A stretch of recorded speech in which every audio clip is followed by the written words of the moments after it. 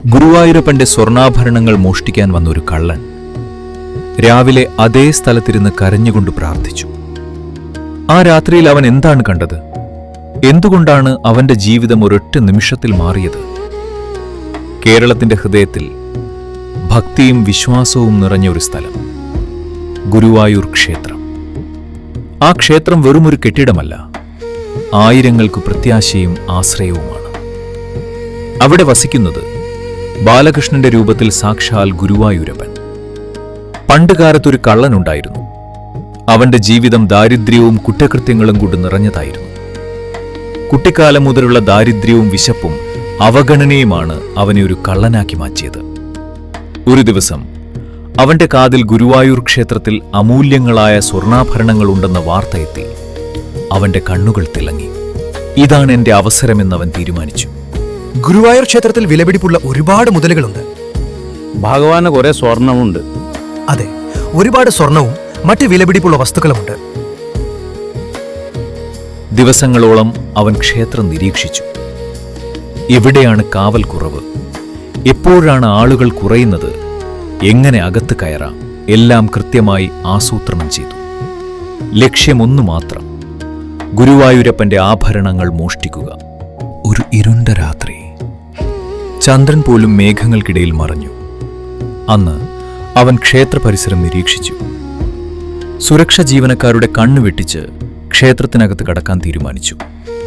ആ രാത്രി കാറ്റുപോലും ശബ്ദമില്ലാതെ അവൻ അകത്ത് കയറി. അവന്റെ ഹൃദയം കുത്തനെ മിടിച്ചു. ഓരോ ചുവടും ഭയത്തോടെ മുന്നോട്ട് വച്ചു. പെട്ടെന്ന് ഒരു കുഞ്ഞിന്റെ ചിരി. അവൻ നിശ്ചലനായി. ഭയം കൊണ്ട് അവന്റെ ശരീരത്തിൽ നിന്നും വിയർപ്പു കണങ്ങൾ പൊടിഞ്ഞു. തന്നെ കൂടാതെ അവിടെ ആരാണുള്ളത് എന്ന് ചിന്തിച്ചു. വീണ്ടും നിശബ്ദം. പിന്നെയും ചിരി.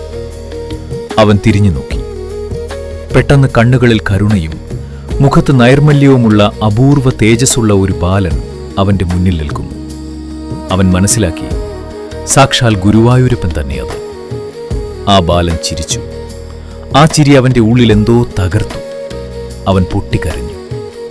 ഭഗവാന് മുന്നിൽ മുട്ടുകുത്തി. നീ എന്താണ് അന്വേഷിക്കുന്നത്?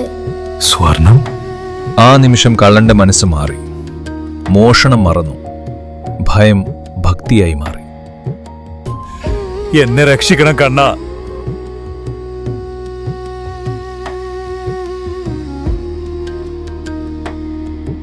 രാവിലെ ക്ഷേത്രത്തിലെ മേൽശാന്തിയും ഭക്തരും വന്നപ്പോൾ അവർ കണ്ടത് കള്ളൻ ക്ഷേത്രത്തിനകത്തിരുന്ന് കരയുന്നതാണ്. അവനെല്ലാം തുറന്നു പറഞ്ഞു. ഞാൻ മോഷ്ടിക്കാൻ വന്നതാണ്, പക്ഷേ ഞാൻ കണ്ണനെ കണ്ട്